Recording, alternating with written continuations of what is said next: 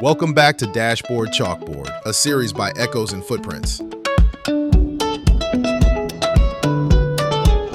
In this episode, we explore digital geography, from highways to planetary beat routes.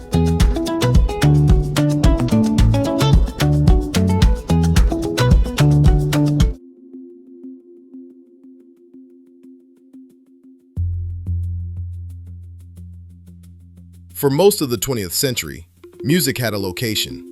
You could point to it on a map. Chicago blues, Memphis soul, Detroit Motown, New Orleans jazz, Bakersfield country. Sound had geography because listening had geography. Radio stations were local, record stores were local, dance halls were local. To hear a sound, you had to travel to where it lived, or wait for it to travel to you.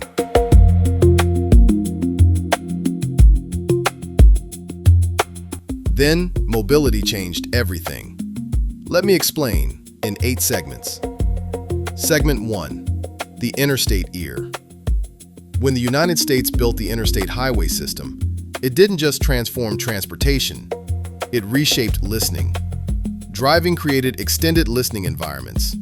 Hours behind the wheel where music became the companion to motion.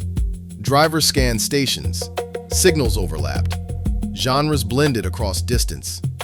Somewhere on a long stretch of highway, a driver might hear gospel fading into blues, blues dissolving into early rock and roll, rock blending into soul. The highway trained Americans to hear music as continuous flow instead of isolated songs. The road was the classroom, and class was always in session.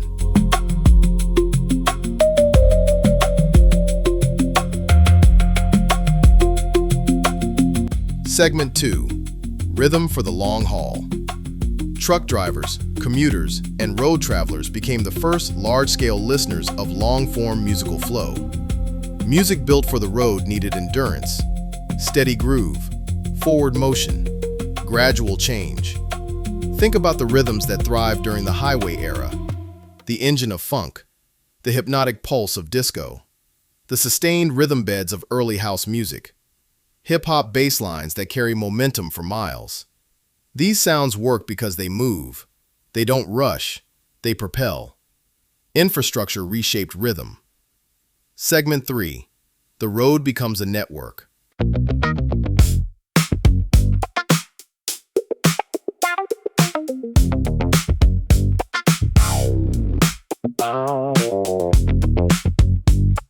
As highways connected cities and regions, musical borders softened. Memphis soul reached Detroit. Chicago blues reached California. Southern gospel traveled north into factory towns. Young listeners encountered sounds their parents had never heard growing up. Mobility created musical literacy. Americans began hearing music not as isolated traditions, but as pieces of a shared rhythmic language.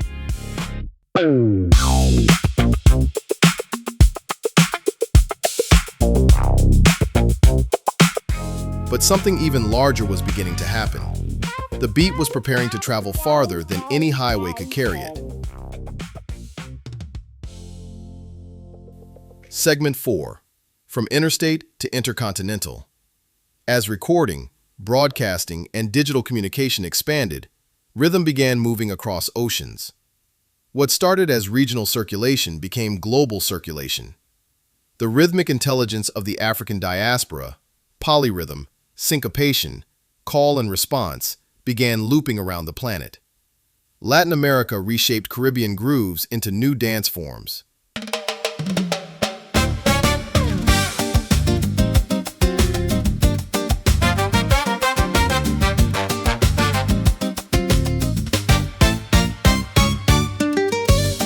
Brazil expanded samba into globally recognized rhythm. Puerto Rico and Panama developed reggaeton's unmistakable dembow pulse. Jamaica transformed sound system culture into dub and dancehall.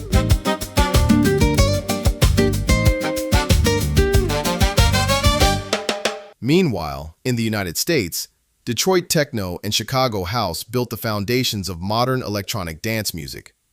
Those sounds crossed the Atlantic, and something remarkable happened. Europe embraced them, expanded them, amplified them. Electronic dance music exploded across Berlin, Ibiza, Amsterdam, and London. The beat had crossed the ocean again. Segment 5. The beat expands again. But the circulation didn't stop there. Across Africa, artists absorbed global electronic production and fused it with regional rhythmic traditions. Nigeria's Afrobeats emerged as a global force.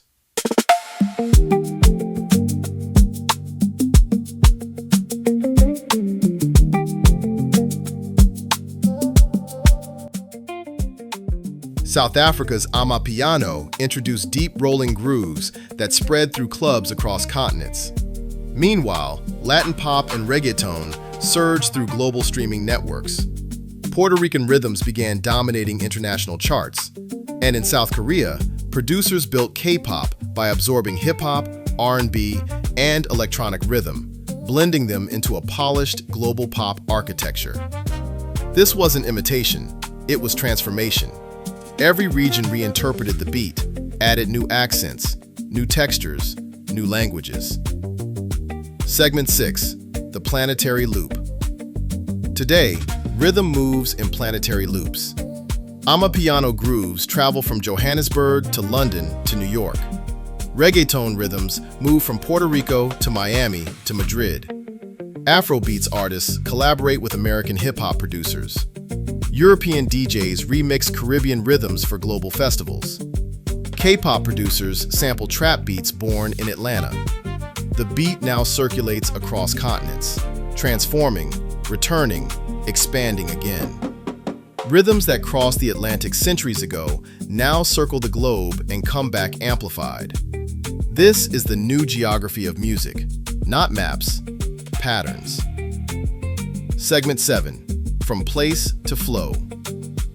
Digital platforms accelerated this transformation. Instead of listening by location, listeners now navigate by rhythm. A playlist might move from Detroit techno to Brazilian baile funk to Nigerian Afrobeats to Korean pop to Puerto Rican reggaeton. The organizing principle is no longer geography. It is groove compatibility, tempo, energy, movement. Digital geography sorts music by pattern rather than place. But the deeper logic remains unchanged. Movement shapes listening. Segment 8. The hidden continuity.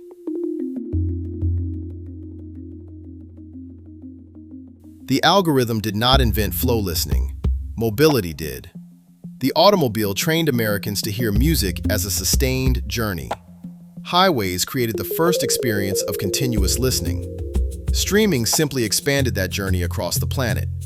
The dashboard became the smartphone.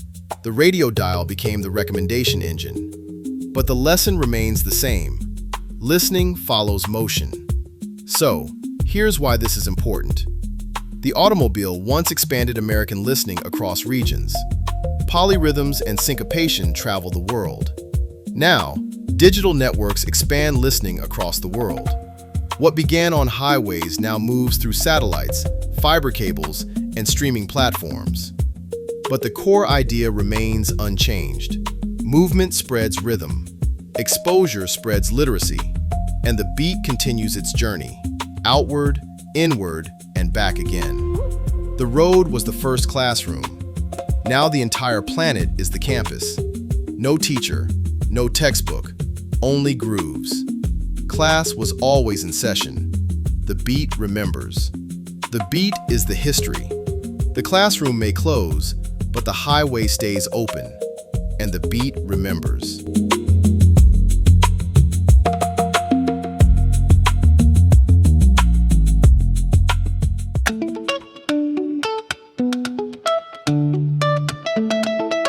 Next time, homework. So the beat traveled the world, across oceans, across continents, across languages, from highways to satellites to streaming networks. But after all that motion, every journey still ends somewhere. In a neighborhood, on a street, in a hometown. Because no matter how far music travels, it eventually settles into local soil.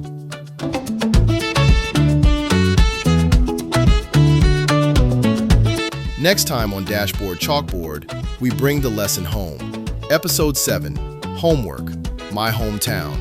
What happens when global rhythm meets local memory?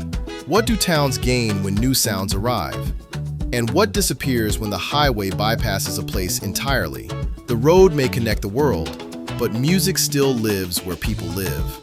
So tonight, listen closely to the sounds around your town. Because the beat didn't just travel the world, it stopped somewhere. And chances are, it stopped near you. The classroom may close, but the highway stays open, and the beat remembers.